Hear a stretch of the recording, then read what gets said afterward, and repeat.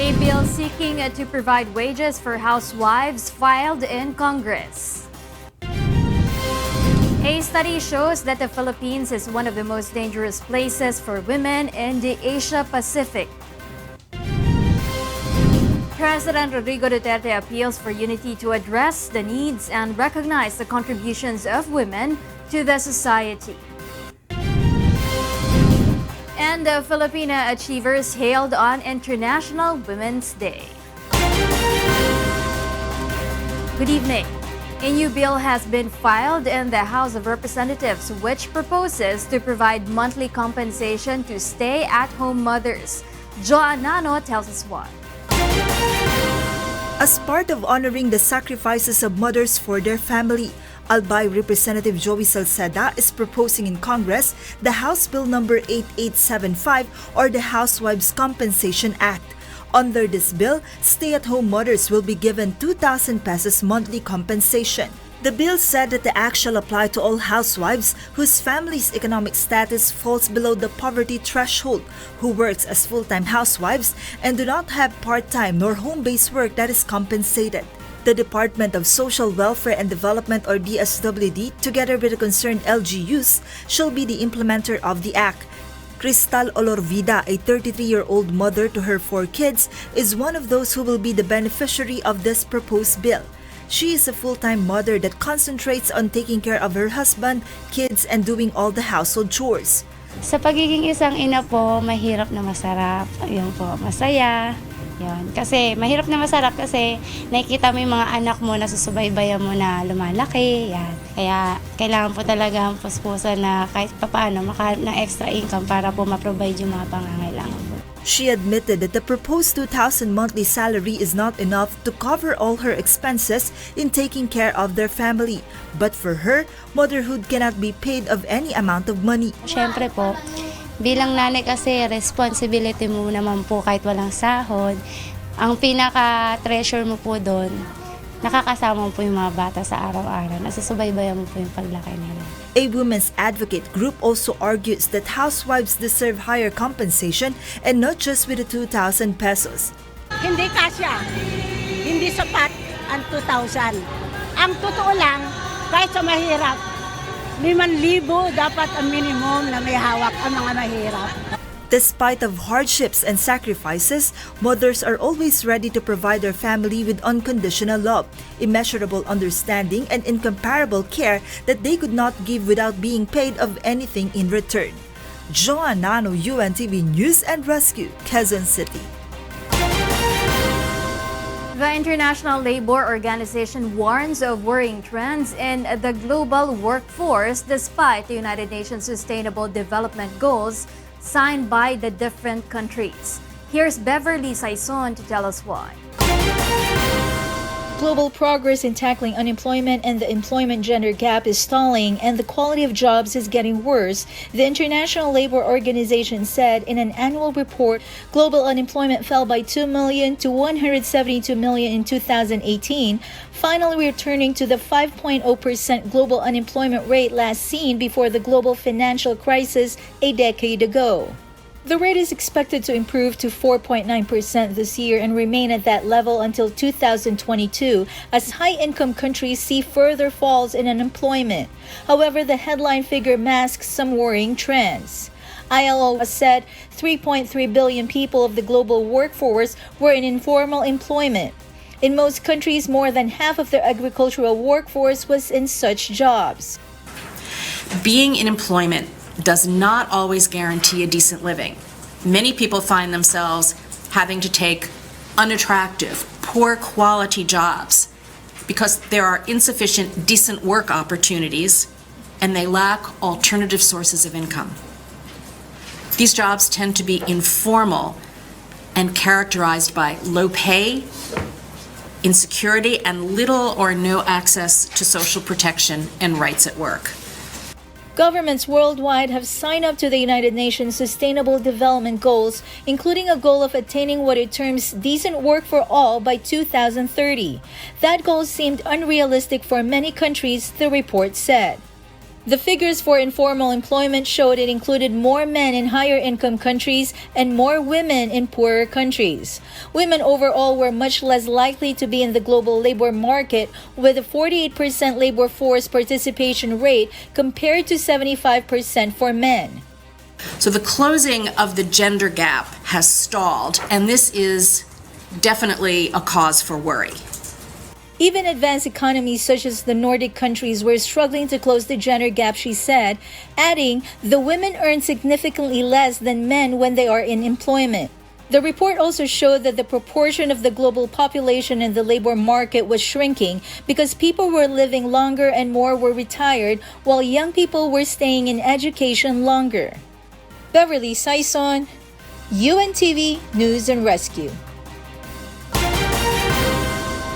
Labor Secretary Silvestre Bello III assured to expedite the crafting of implementing rules and regulations, or IRR, for the expanded maternity leave law that extends the maternity leave benefits of female employees. The Department of Labor and Employment, DOLE, has 90 days to craft the IRR, but Bello is confident that the agency will be able to finish the draft within 45 to 60 days. Under the new law, the maternity leave benefits of 60 days or 2 months have been extended to 105 days or more than 3 months. It was signed by President Rodrigo Duterte on February 20, 2019. The new law takes effect 15 days after publication of the IRR in broadsheets of national circulation. A study by a Singapore-based research company shows that the Philippines is one of the least safe countries in the Asia-Pacific for women. Mai Bermudez explains why. Do you feel unsafe to go out at night if you are a woman? Do you feel you're getting the short end of the stick when it comes to opportunities for being among the female species? According to a study by Singapore-based research firm Company Value Champion, among the 14 countries in the Asia-Pacific analyzed based on safety, healthcare, and opportunities for women, the Philippines is among the countries at the bottom, with Indonesia and India next. For several Filipinas, is this study realistic? Before Duterte, oo, hindi siya safe. Pero since Duterte na, safe na. Kasi maganda yung mga project ni Duterte. Tsaka anti-crime siya. Sa company namin, active sila sa mga, when it comes to health, yung wellness ng person. Depende sa lugar. Dito, okay naman sa amin. So far, wala naman ako nababalitaan na. While some women believe that they will not be put at risk outdoors at night, there are others who feel otherwise. Natatakot eh. Kasi yung mga, mga drug addict, ganyan, nagkalat dito sa natin. Meanwhile, Oriang Women's Movement believes that issues on gender equality remain to be unaddressed. Sana ang mga issue na nagpalala ng kahirapan sa kababaihan at sa sambayanan, gaya ng kontraktualisasyon, wakasan na. Gaya ng mga mataas na presyo ng bilihin, wakasan na ang karahasan, ang diskriminasyon sa mga babae. For women's group Gabriela, despite the government's crackdown on illegal drugs, one Filipina becomes a rape victim every 72 minutes, while thousands get harassed in public places. To address this, authorities advise women to come forward and report any incidents of harassment. Isa sa mga frontline offices natin ay ang Anti-Violence Against Women and Children Division. So they could go directly there without having to pass through our Complaints and Recording Division. At doon ay mabibigyan sila agad ng atensyon. Mai Bermudez, UNTV News and Rescue, Manila. President Rodrigo Duterte appeals to the Filipinos to work together to address the strategic needs of women and recognize their contributions in the society. Meanwhile, women enjoyed free MRT3 rides today. Rosa Licos tells us why. #Balance for Better. This is the hashtag in celebration of womanhood all over the world this year. Even President Rodrigo Duterte himself joined the Filipino people in celebrating the International Women's Day. In his message, he appealed to all to work in solidarity to address the strategic needs of women and recognize their innumerable contributions to the society. He also reiterates that this occasion will pave the way to enable an environment for women to be empowered and to make sure that the Magna Carta for women is properly implemented at all levels of government. This law aims to eliminate discrimination against women. President Duterte also encouraged government officials and personnel to create and facilitate platforms to resolve the challenges that involve women issues. The president also reaffirmed the government's firm commitment to promote gender equality and development. This morning, a women's group waved water spinach to symbolize poverty and to criticize corrupt candidates who might be elected in government. Women's rights advocates stand against contractualization and poverty, among other issues that degrade the Filipinas' dignity. Some even express their opposition to the way President Duterte treats women, which they say is an act of misogyny and discrimination. Remember yung pinatay na Australian missionary na sabi niya ayaw niya na pinatay. Pero maganda pa naman. Dapat nga ang mayor ang mauuna. Yun ang unang-una talaga. Kaya naggawa kami ng action na rape is no joke. Pagkatapos, isa pa, yung sasabihin niya sa mga sundalo na pag kayo nakapaggahasan ng tatlo, parang ako ang may responsibilidad dyan. Meanwhile, MRT3 offered free rides to all women today. The Department of Transportation or DOTR said this is a way to recognize women on International Women's Day. Women enjoyed a free ride from 7 to 9 a.m. and from 5 to 7 p.m. Many passengers thanked the DOTR for their offer. Magandang benefits po para sa mga kababayan. Nakakatipid. It's a great opportunity for us because they do acknowledge the day of for the Women's Day. International Women's Day has been observed since the early 1900s. Rosa Licoz, UNTV News and Rescue, Philippines.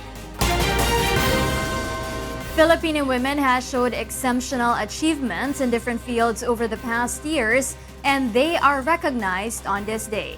Ray Palayo tells us why. Women, vulnerable and fragile they may be, are highly valued in the Philippine society. For one, they play an important role in keeping the household intact because family always comes first in a conservative country such as the Philippines.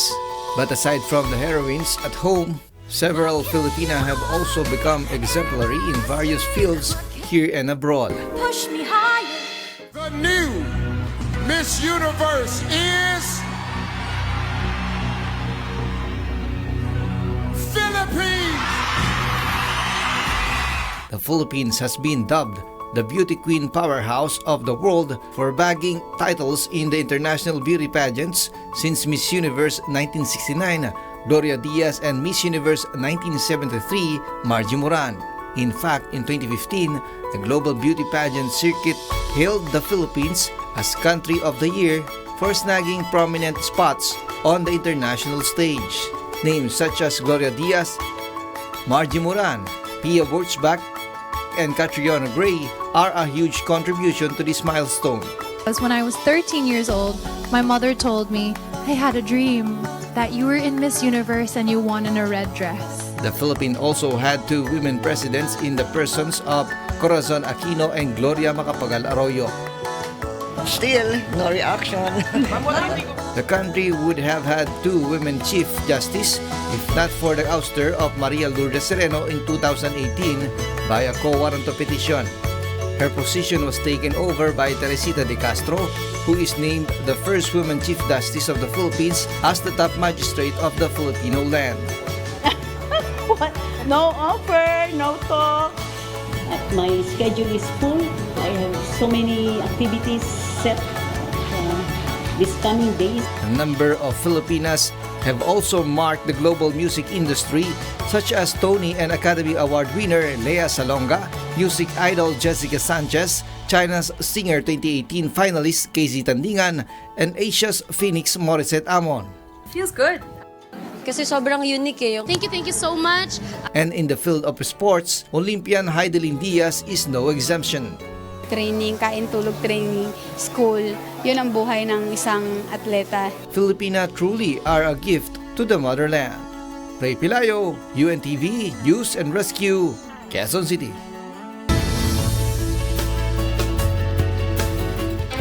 Egyptian writers seek inspiration in a desert retreat. Mirasol Abogadil tells us why.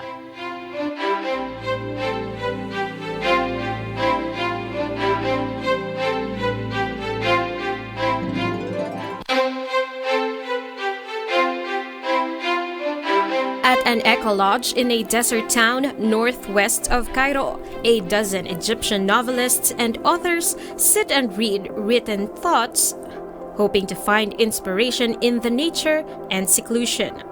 Some travel many kilometers to escape the city life and attend a writing retreat that aims to teach them how to overcome a creative slowdown or a writer's block. The retreat also aims to give the authors the courage and confidence to express themselves without fear of criticism. Founded in 2017, the 3-day getaway was formed by novelist Huda Anwar after finding her own writing motivation in nature while visiting the Sinai Mountains of St. Catherine. The writing retreat tackles the psychological and life challenges that a writer may face. These challenges are many. Every amateur, mid-level, or professional writer always faces psychological and life problems that affect their writing. At the retreat, they experience group readings, individual readings, and rounds of sharing personal experiences. Therapeutic in nature, the eventual aim is to equip writers with the means of fighting life pressures to continue writing. 12 previous retreats have taken place in different areas across Egypt, and almost 100 writers have attended the retreat since it started.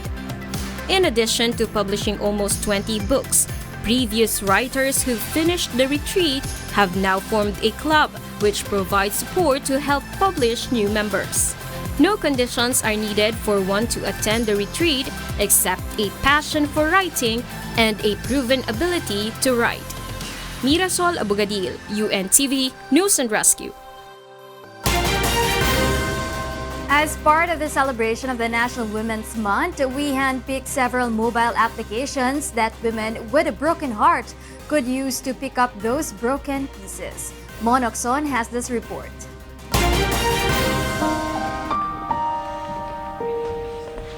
Edita, let me explain. Hindi ko kailangan ng paliwanag mo! Akala ko ba ako lang? Bakit mo ko pinapalit sa babaeng yun? Ang sakit-sakit noon ng ginagawa mo, pinasa sa natanging ako. Ang sakit. Broken heart, broken promises. Which broken moment have you experienced? Cry No More. A variety of mobile applications can help heal your heart's wounds. And these apps are just a download away. Mend app is for you if you've been left alone, given false hope, hurt, or fooled. Oo na, alam ko na. Hindi mo na kailangan isa-isahin pa. Mend app is considered as a self-care app for heartbreak. A daily guide is available as you embark on your journey to move on. The app, which is founded by women, contains training activities certified by 2 million heartbroken users that have moved on from their past relationships.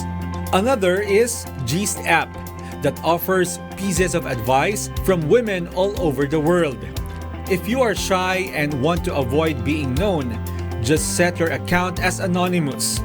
Feel free and open up using Gist app. Ay, sarap ng feeling ng nakang-move on. What's next? Wait a minute! If you've already moved on and entering a new relationship is on your mind, why not download Mind Sail? It is a mobile app that will prepare your heart for a new relationship. Dating tips, dating advice, matchmakers and dating consultants are in store for you. Ay, mali pala yung masyadong silosa. Mali rin yung masyadong assuming. And if you've already found the one, download Couple app. It is a social network for you and your special someone where you can chat, send photos, and make plans for what's ahead. You can even use the thumb kiss option for sweet messages. Ang sweet talaga nito! Nakakainis ka! Hello! Amoy mo! Technology may be overwhelming, but there are so many ways it can help you in life. Dating apps aren't all about finding the right partner. Use technology and mobile apps to help you achieve your relationship goals and things that are important to you. Mon Hokson, UNTV, News and Rescue. And if you are not into love apps, why not try this mobile application to help you find a friend? Nina Armilio details this report. Loneliness is a global challenge. A study by the Co-op and the British Red Cross reveals over 9 million people in the UK across all adult ages, more than the population of London, are either always or often lonely. In 2018, results of an American Psychological Association survey of 20,000 US adults found that nearly half of people suffer from feelings of loneliness. These days, making friends can be more challenging as people grow older. But technology can be used to address this challenge. Mobile application developers now have friend-finding apps, such as Bumble BFF and Girl Crew, which are becoming more popular with women. We're in an era of co-working, freelancing, working remotely. Women are getting married later, divorce rates are higher, people are living by themselves, and they're moving cities more so than ever and switching jobs. It was something that we really wanted to expand beyond dating and become a true social network, and it became a really incredible community of support for women. Priya Vidara and Cindy Santos are both Brooklyn residents who met through Bumble BFF. 2 months later, they are friends who share a conversation over dinner and coffee. And so it gives me access to these women that are doing all of these really incredible things. I feel like you have just the world at your fingertips, and you just have to be selective with the people that you spend time with. I swiped and we matched, which was great. And then we kind of had a few messages between each other. And then we met really quickly. Friendship creates both mental and physical benefits, experts say. Going from not knowing each other to identifying shared interests, that process is one of the first steps in making a new friend. And apps, online communities, the internet can fast track that. Always remember that the best time to make friends is before you need them. Nina Armilio, UNTV, News and Rescue.